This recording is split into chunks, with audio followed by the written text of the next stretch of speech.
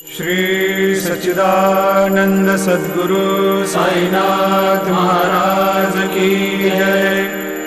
जोडोनिया कर चरणी ठेविला माथा, परिसावी विनंती माझी पंढरीनाथा।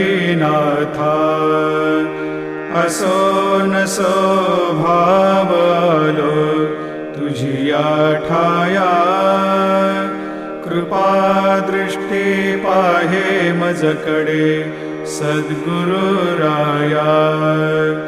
अखंडित सावे ऐसे वाटते पायी, सांडोनी संकोच ठाव थोडासा देई।